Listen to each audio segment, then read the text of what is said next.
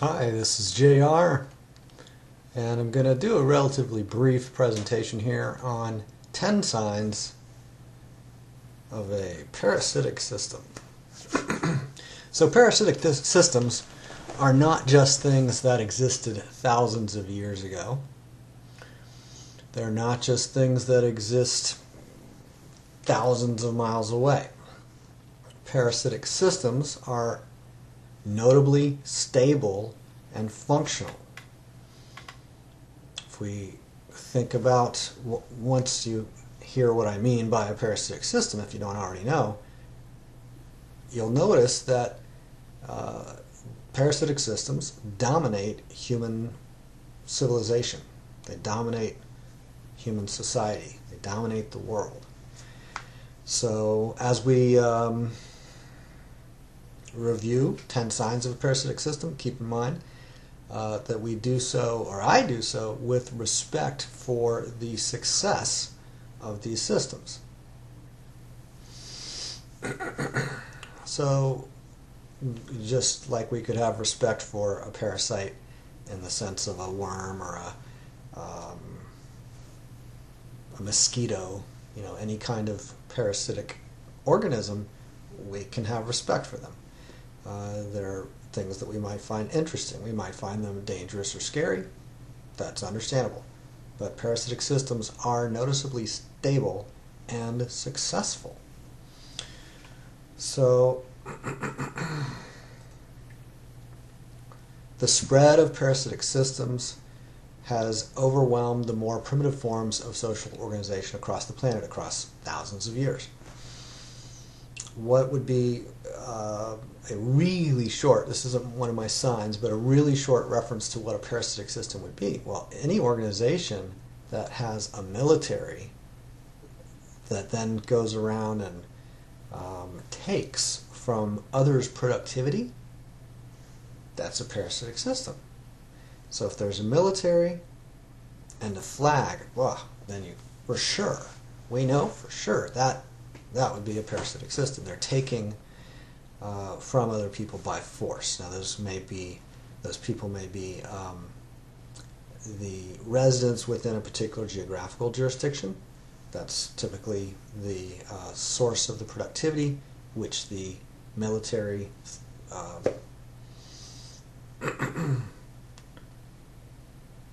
lives off of. So the productivity of the masses is the resource base that allows for a military to exist.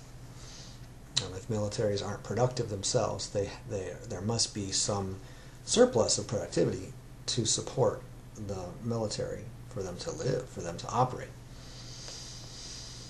So the key sign of a parasitic system is that it uses its military force to intimidate its victims into compliance, or to destroy its targets in the case of certain circumstances. A military will attempt to destroy a target or a set of targets. Otherwise, intimidating or coercing the human resources to provide resources to the military, to the parasitic system. That's a key sign. Again, not one of our 10 signs, but just a general reference, a general definition, if you will. And while the parasitic system is using military force to intimidate its victims into compliance and to supporting the military economically, at the same time, the military will have collaborators who are indoctrinating the masses, such as through mass media, through schools, could even be through churches. Indoctrinating the masses to encourage the masses to consider consent to be a sacred principle. A sacred and holy principle in human relations, along with compassion, unconditional love, nonviolence.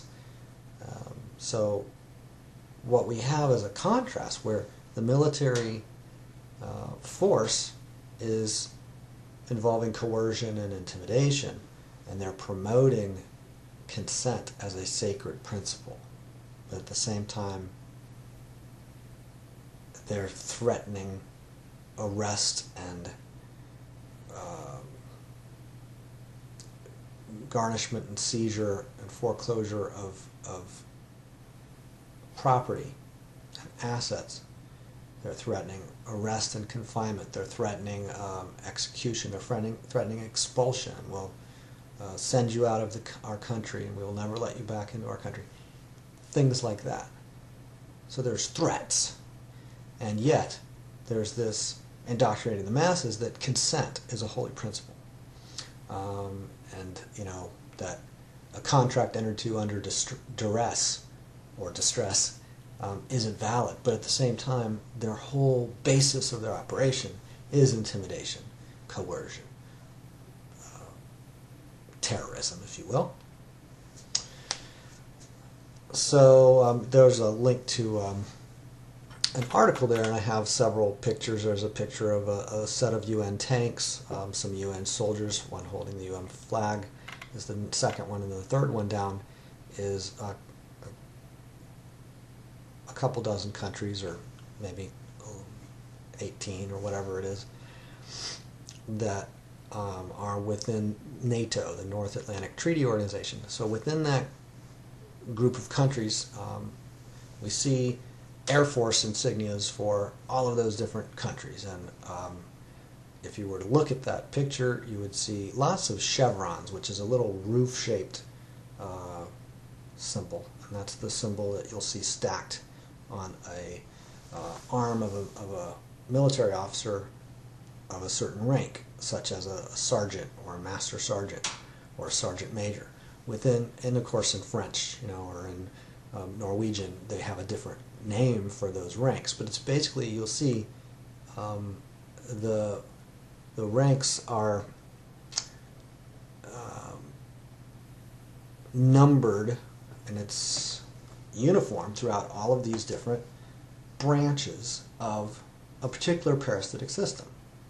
So I'm not just saying that Norway and France and all these different operations are themselves parasitic. I'm also saying they're part of what you could call a hydra, or they're branches of a tree. So they're within an alliance, in this case the North Atlantic Treaty Organization, but the United Nations and other informal alliances all count as layers in a parasitic system that can have, you know, states and counties and nations, but they're all basically part of the same system.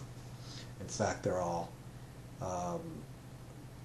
using not only those chevrons, but there's also a lot of obelisks. In the right side of that military insignia chart, you'll see a lot of obelisks, which is a symbol from ancient Egypt, if not prior to Egypt. So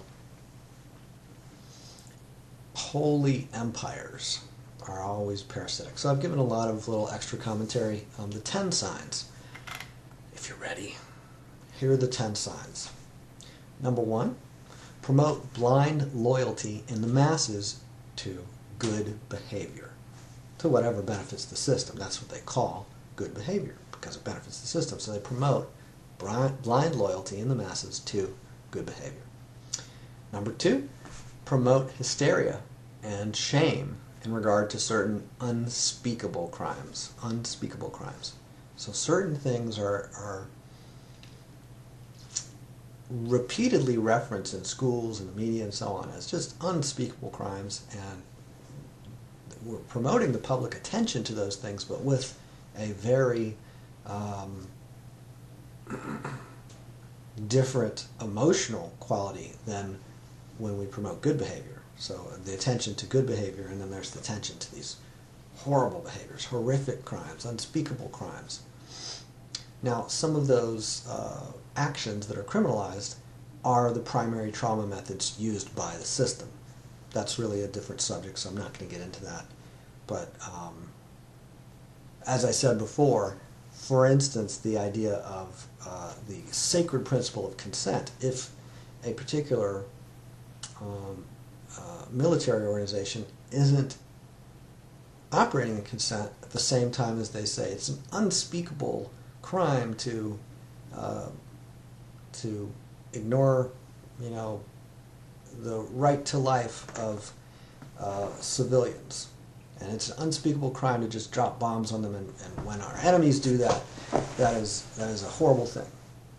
And when we do that, we only do that because our enemies are willing to do such a horrible thing. So there's a irony in the propaganda of these organizations that is incongruent with the actual actions and behaviors of the organization. So we can notice there's the things they do, and then there's the things that they promote to other people. What for people to be attentive to, what for people to value, what for people to actually do in terms of behaviors that benefit the system. So they monopolize certain patterns of behavior and promote to the rest of the population other patterns and say, don't ever do the things that we do unless you're authorized and part of our system. Because if you do it without, the consent of the authority, then it's an unspeakable crime. And we will harshly punish those kind of things because we monopolize those kinds of behaviors. Most of the others I'm probably not going to give that long an explanation for. If you have questions about any of these items, you can comment under the video or comment on the blog or otherwise contact me and let me know. Number 3 is punish unauthorized acts of coercion, theft, fraud, deception, assassination, and so on. So if you want to assassinate someone, then it's important to get the permission of the ruling operation of organized coercion within that jurisdiction, or that's interested in that area. So if you just go in and plan to kill someone and then kill them, that can lead to a lot of trouble. If you do it on behalf of the military, then you can expect tremendous rewards. So unauthorized acts of coercion, theft, fraud, and deception, those are punished. It creates a monopoly or a near monopoly on those methods. Number 4, the fourth sign of a parasitic system, present leaders and champions to attract the hope and trust and devotion of the masses. Number 5, focus the rage of the masses toward a barrage of threats. The immediate threats, the media and so on will tell you, here are the immediate threats that you should focus on. And with rage and with terror and with concern. So we focus, in a parasitic system, we focus the rage of the masses toward a barrage of threats, including the isolated psychopath. Of course, there's lots of them. There's plenty enough if the system ever needs to get the masses' attention or put the masses' attention on an isolated psychopath. They can always find one. They've got several, in their on their team, let's say. So they send those out and say, oh, well, they're not on our team. But it's interesting how, in the case of certain operations of organized coercion, certain governments, certain parasitic systems, people from all over the world will be brought to a particular country and trained, and then in some cases sent back to other parts of the world, and those agents do perform their role on behalf of the operation that trained them. And then, after being trained and performing their role, then the operation that trained them says, oh, look, there's some isolated psychopaths over there, some unspeakable criminals and war crimes, and there's just horrible terrorists and all that kind of thing.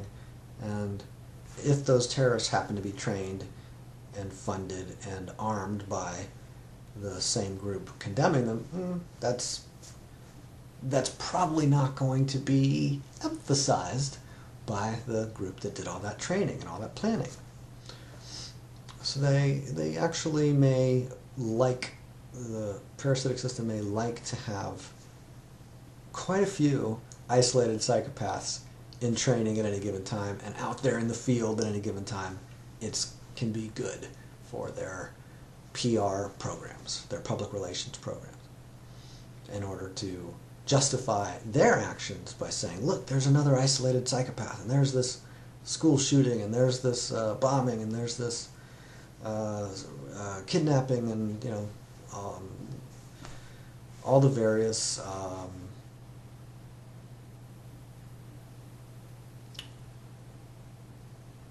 justifications for invasive security measures. So the parasitic systems use threats, and isolated psychopaths included, to terrorize the masses through the propaganda channels, to terrorize the masses so that the masses eagerly support in more and more invasive security measures. You got to register this, you got to turn in that.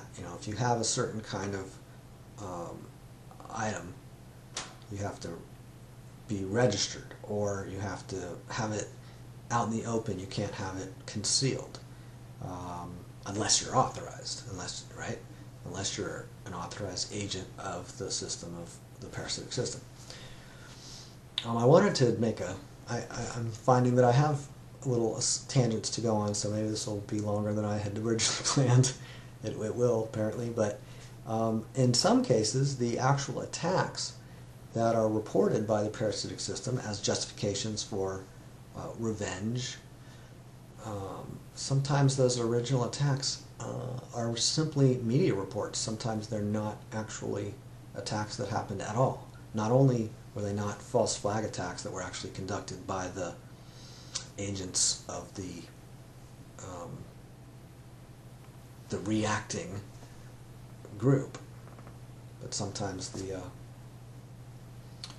reported crimes didn't happen at all. That's an interesting twist.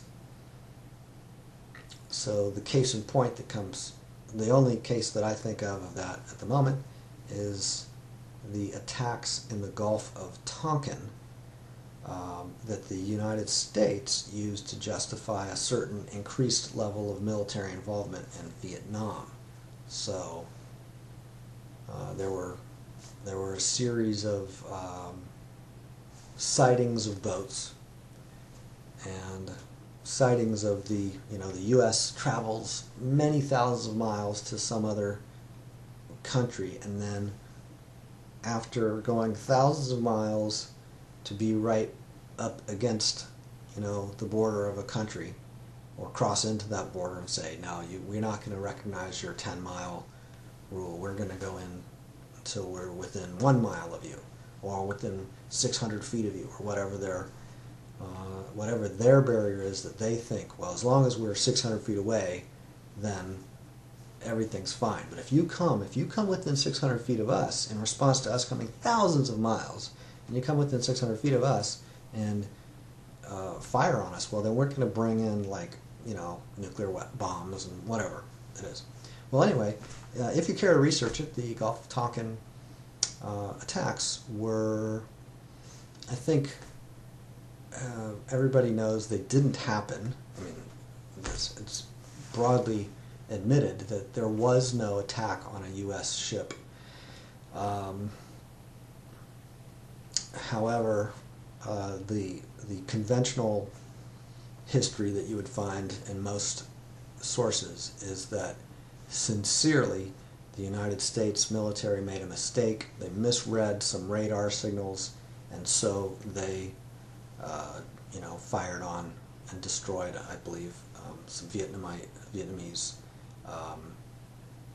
patrol boats. So they have this huge, as far as I know, it was like a destroyer, a big ship with lots of cannons and stuff. And then there's a patrol boat, however far away. Maybe it wasn't a patrol boat, maybe it was a submarine if it was shooting if they were thinking it was shooting torpedoes or something. But whatever it was, the point is, if the masses, if the population is sufficiently on edge about being attacked, then a report of attack, even if there's no attack whatsoever, is sufficient to then have the masses go, wait a minute, we can't stand for this, we need to retaliate, and forcefully, or at least that kind of message can be presented through the mass media. So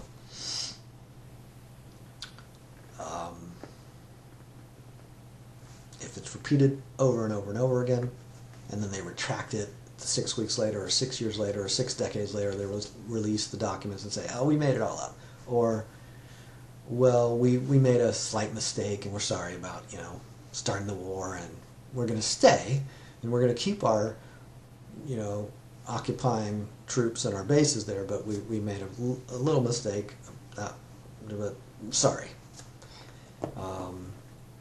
As far as the U.S. withdrawing from an occupied territory, they haven't withdrawn from Japan since World War II, when the U.S. first occupied Japan. What's that been, 70 years? They haven't left Germany.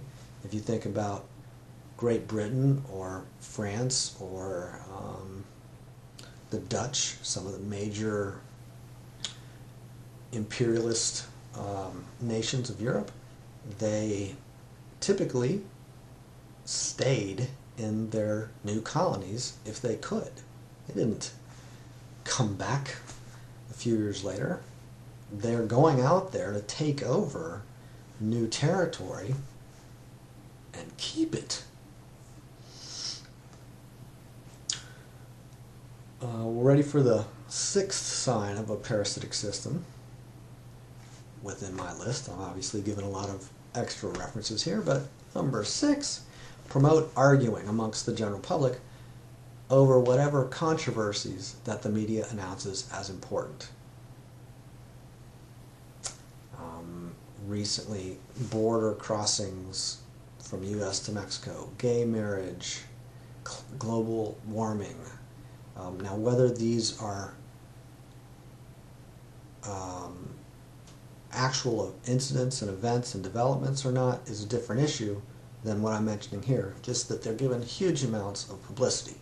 So these are the things that are really important.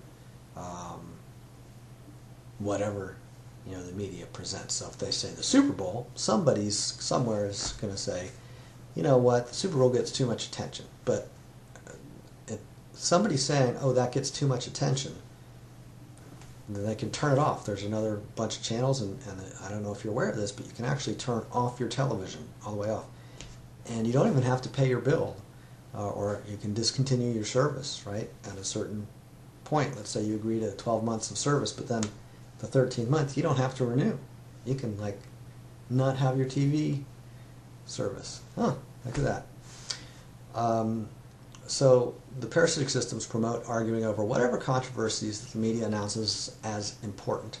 And the system also is promoting conflict between different reform movements. And these reform movements are, in many cases, idealistic and hysterical and passionate, and they just are really super, antagonistic. So the Democrats and the Republicans, or the, those are kind of the obvious groups for somebody familiar with the United States. But the pro-life and the pro-choice and the, whatever the particular issue is, even within a particular political party, there can be a lot of antagonism about a certain issue. Number 7, let's see, number 7, sign of a parasitic system. They may stir up conflicts between groups that otherwise would not be in conflict. So not just within their population do they have their Democrats versus their Republicans, and they want to keep that strife and antagonism and blame and complaining.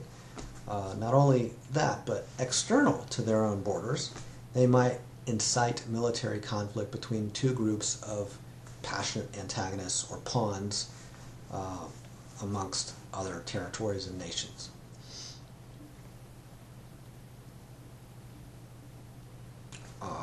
One of the perfect outcomes to that from the perspective of the parasitic system is after the two countries are doing their their squabble and this one's war crimes over there and we're funding this side but they're doing that, and then we're going to loan money to that side so that they can have weapons to fight back because it's going to be a fair fight. And then after the two countries go back and forth thinning each other out, then the savior can come in and impose a peacekeeping force to now rule over that entire area for at least 70 years, if not more. So that's another sign of a parasitic system. It's the kind of thing that you notice with them. If you look closely, you'll see this on occasion. Number 8, promote contempt for conspiracy theories. And of course, for parasitic systems, because they shouldn't exist, and we need to wipe out all those other ones all over the world. And within our own country, we need to also be on the vigilant watch to make sure that our country remains like it was in 1800 or 1900, when equality and freedom and justice and so on were our only concerns, and back in the good old days. Because we shouldn't have a parasitic system now, because we never have in the past. So that's the kind of propaganda doctrine that can be, or dogma, that can be presented through the schools and the mass media. All right, we're getting towards the end here. Number 9, promote naivety, confusion, complacency, and dependency on the system, while sabotaging individuals' curiosity, calm, courage, clarity, and self-reliance.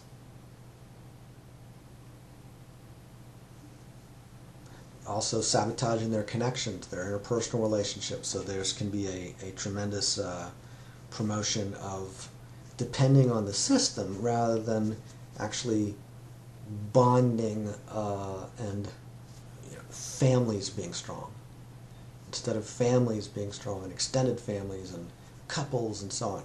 What if the system prefers that there's squabbling and once the elder dies, the kids or the siblings are all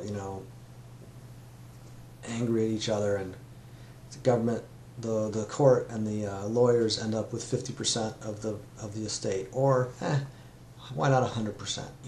If it gets left to the government, they'll take all of that wealth. And in the case of the court systems, it may be that certain parasitic systems create laws that are slightly complex. So instead of having like 9 laws or 12 laws that are simple and clear, some of these systems, they create a little bit of complexity through a series of laws, some of which seem to kind of contradict each other too.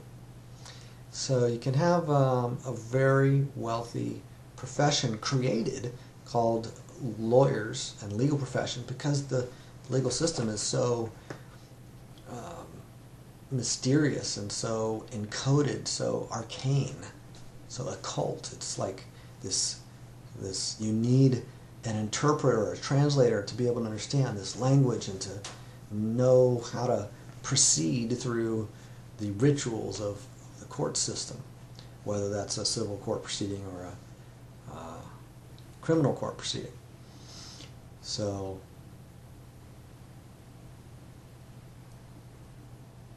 parasitic systems, this isn't on my list, this is a bonus. Parasitic systems promote complexity rather than simplicity. And that is part of really number 9, where they promote confusion. And also, if people are like, that's just too complex to even bother to understand, it promotes resignation and cynicism and, complacency, inaction. Number 10, the final item, promote isolation and shyness in order to minimize both intelligent conversation and non-compliance to heroic participation. In other words, they want to promote heroic participation to whatever behaviors advance the interests of the system. So that goes back to item number 1, which is promote blind loyalty in the masses to good behavior. So they want to do everything that discourages people from having a conversation about the nature of the system, and they want to promote isolation, they want to promote shyness, they want to discourage intelligent communication, they want to ridicule real skepticism, real intelligence, real curiosity. Such as if I say, well, I keep hearing people talk about global warming and climate change, but is there good evidence for it? People can keep repeating there is good evidence for it, but have you seen any? Have you made your own conclusion, or did the media tell you over and over and over anybody who doesn't believe in this is an idiot? Well, that's kind of biased people, right? So if a perceived authority figure is saying this is so obvious, but they never actually substantiate it, or they substantiate it using correlations that don't establish causality, and they're so emotional about it, it might be propaganda. When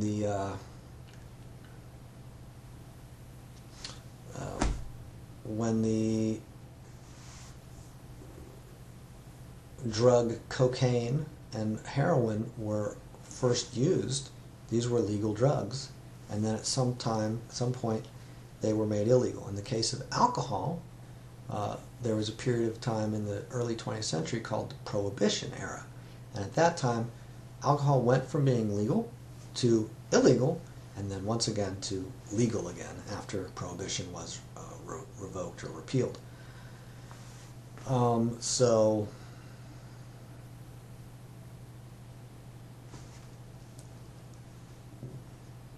what's the deal with that, right? So if they're saying these things are bad for you, if they're saying cigarettes are bad, but then they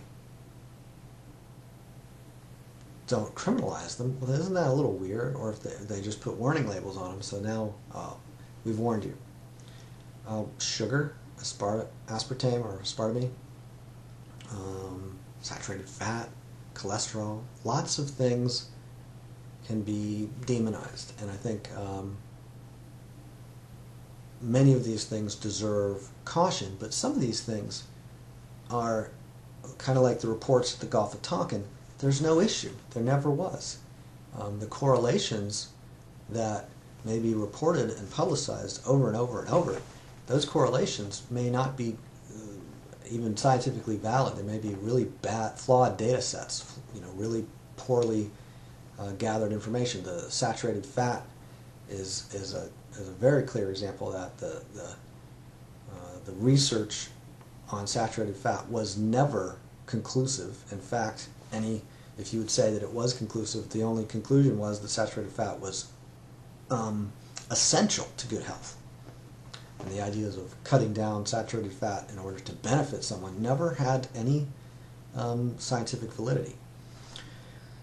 Cholesterol is the same. Cholesterol is a thing that every organism on the planet makes, and if an organism makes it in abundance and sends it off to different parts of the body, that's because it's an important part of the healing process. It's not a cause of damage.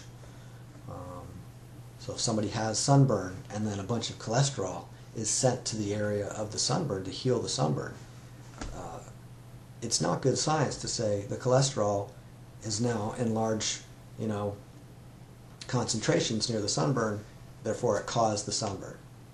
That's bad science. But that bad science, horrible science, is very, very popular within certain parasitic systems.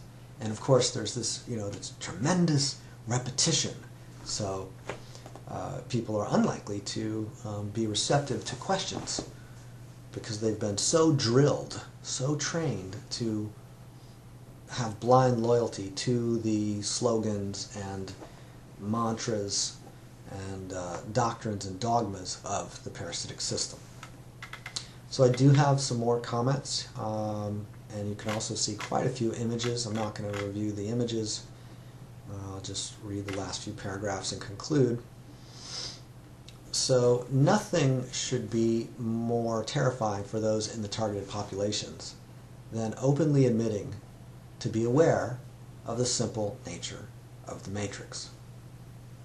It's a reference to the movie The Matrix. To be aware of the simple nature of the parasitic system. So nothing should be more terrifying for the targeted populations as openly admitting to be aware of the simple nature of the parasitic system. Even to question whether one's own local branch of the system is in any way parasitic could be considered heresy or treason. Grounds for excommunication, grounds for shaming, and mental health confinement in a psychiatric facility, or whatever variety of things. So another note, some people may make a public display of loyalty to a system, in particular those who design a system and benefit most from it, can be expected, if relevant to them, to make a public display of loyalty to it. So if it's relevant to someone who has designed a system and benefits from it most, then they will make a public display of loyalty to it. If it's relevant, of course they will, if it's relevant. And they may even, put some money out there to show that they're participating in their own way. They support the system. They're a taxpayer just like everyone else, and that kind of thing. So further, it can be expected that children who are programmed in public schools and through commercial media will develop sincere loyalty, and then display it openly and innocently. They don't know any better. So that can be favorable for the survival and prosperity of those children, at least through their school years, if they're in public school. It's a tricky place to thrive socially if one is openly talking about the nature of the parasitic system. You get bad grades in your certain classes, and it'll be considered disruptive in the school. It's bad citizenship to question those kinds of indoctrination programs. In fact, the whole public school system is an indoctrination program, so if you bring that up enough, that's going to be disciplined. It's disruptive to the indoctrination program. It makes sense. So what is more relevant, or what is more advisable, is for those who are aware of the nature of the system to be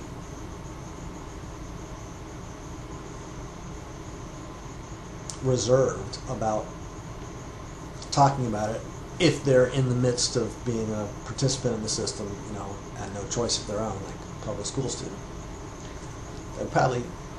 It's maybe best for them to be reserved about their awareness of the nature of the system.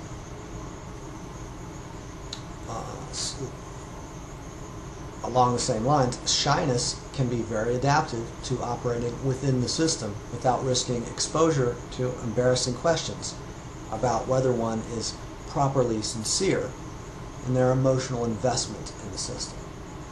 So there can be questions, that may be embarrassing questions, about whether one is properly sincere in their emotional investment in the system. And in order to avoid too many questions or a lot of questions, shyness may be an adaptive behavior or quality. So one by one, as people relax their programmed hysterias and wake up to recognize the parasitic natures of certain organizations in their midst, then they can reduce their emotional investment in the system and reinvest toward more rewarding opportunities. They can notice the programs of self-sabotage that the system installs in the masses, programs of behavior, programs of communication, programs of interpretation, programs of how to relate to things, how to identify and label things. They teach the masses to have hysterical relationships with diagnostic labels like cancer, and autism, and diabetes, and obesity, but maybe not the label obesity, but the label cancer, the label, I don't know if diabetes is really that big a deal. Cancer is a pretty harsh one. AIDS is another one. The label AIDS has this tremendous emotional charge that's presented in the mainstream media, in the schools. That's, nobody heard of AIDS by doing their own research. They heard of it through schools and through the media. Cancer, again, people heard of it through other social institutions. People didn't make up the word cancer or AIDS. It's a label that someone in a centralized institution created. That label was created by someone or some group, and then they publicized that label and that system of labeling. So when a medical student is learning to figure out which pharmaceutical drugs to prescribe to their patients in the future, they learn particular systems for categorizing the conditions, the medical condition of each patient. So they look for certain signs, and then they say, oh, that means that you have cancer, and that means that you have autism, and that means that you have, or that person has Alzheimer's. Alzheimer's, why is it called Alzheimer's? Why is there an apostrophe S? People just say Alzheimer's.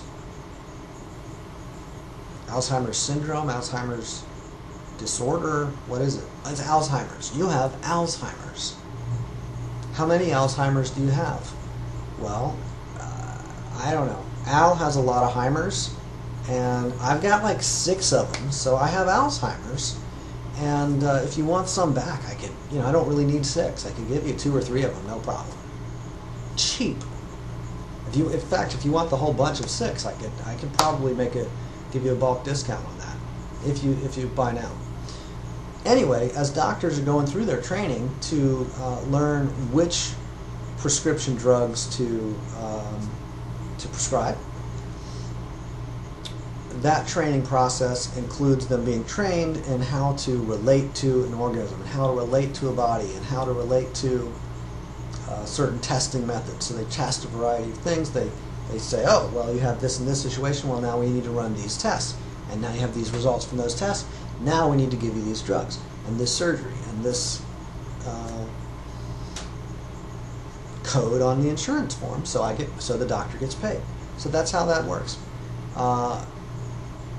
The systems of indoctrination train their officers, their agents, to operate in a standardized way. And it's not, the system isn't interested in promoting individual thought and innovation and creativity. That's not part of the system. That's contrary to the system. The system is, we want to sell a lot of pharmaceutical medications, or whatever it is.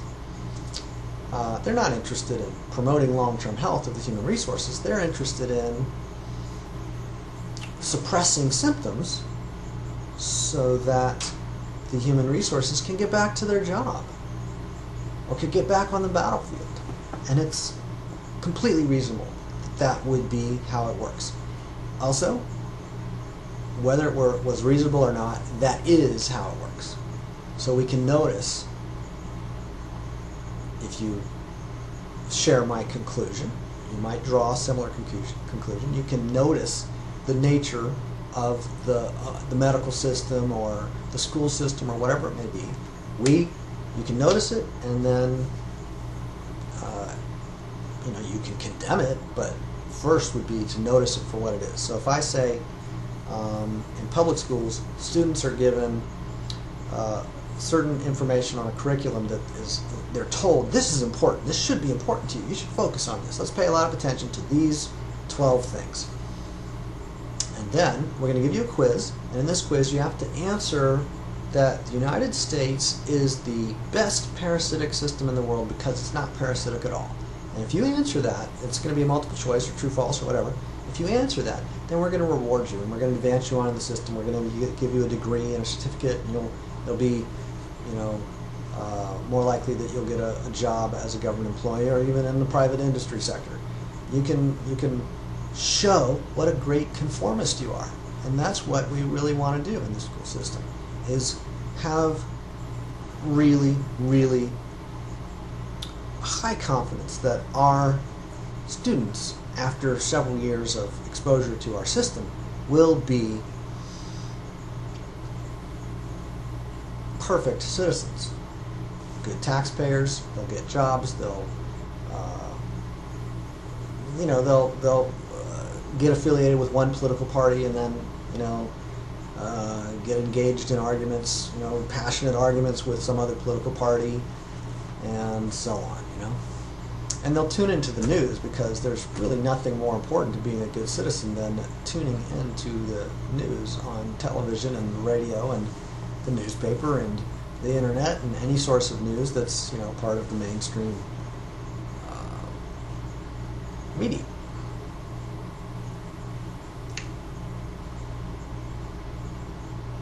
So one by one, as people relax, they can notice the programs of self-sabotage that the system installs in the masses that lead huge numbers of people all at once to foreclosure and bankruptcy, or that lead huge numbers of companies and banks and financial institutions and airlines or whatever sector.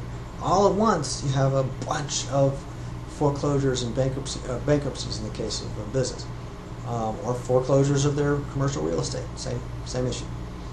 So those who relax can notice the programs of self-sabotage, the programs of blind loyalty, complacency, concern for fitting in with the herd, sticking to what's popular and familiar and what's approved by the leaders in mass media and political systems and so forth. So if the leader comes on TV and says, this is an important issue, and we have now concluded that because of this satellite image, we need to blah blah blah blah blah blah blah blah blah blah blah blah blah, right? So it's important to direct the attention of the masses. And if they're arguing all the time about trivia that doesn't even matter to them at all, really, in their personal life, it's completely irrelevant to them and their personal results, that's perfect.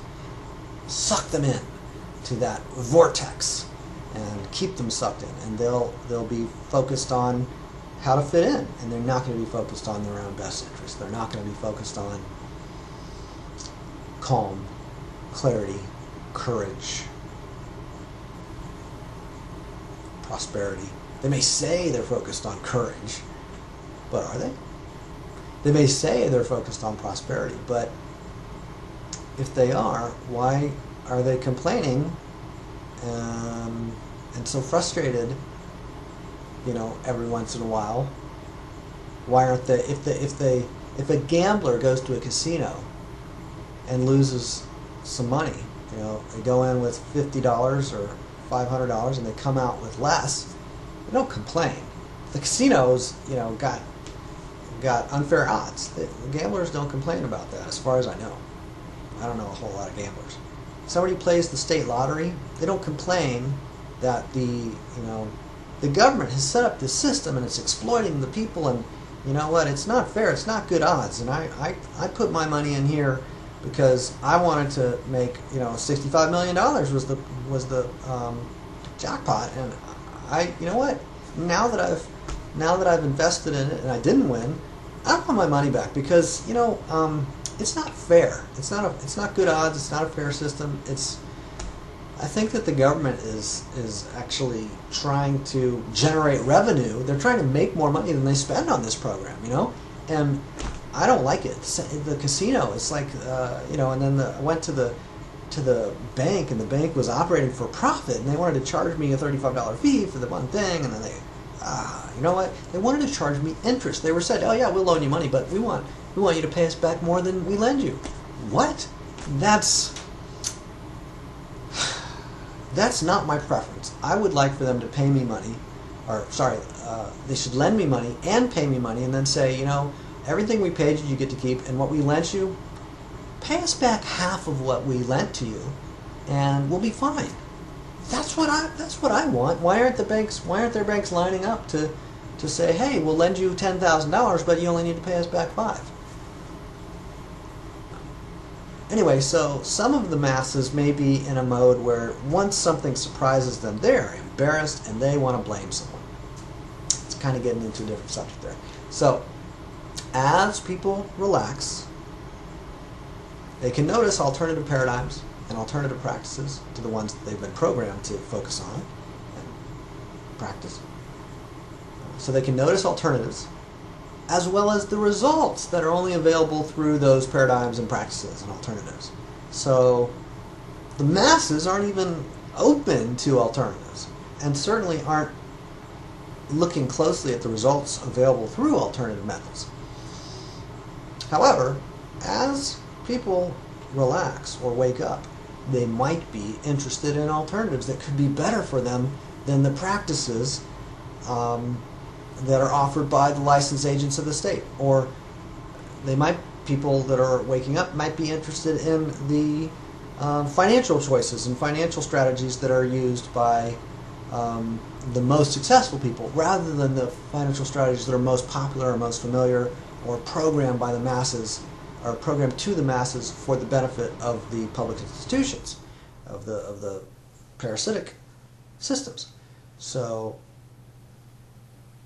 the parasitic systems, of course they want to have state lotteries that bring more money to the state than the state puts out. They're a parasitic system. And there's a lot of parasitic systems that aren't government. So the interesting thing about governments is they use armies and militaries and organized coercion to influence and intimidate. But there are other systems that are parasitic, such as some of these medical models that I've talked about, medical businesses where we could maybe a little stretch of the word, but we could say they're parasitic. They over and over again take resources, and they might provide short-term symbiotic benefit to the host organism, but in the long run, the parasites make out really well, and the host organism is of no particular concern to the parasites because there's other host organisms.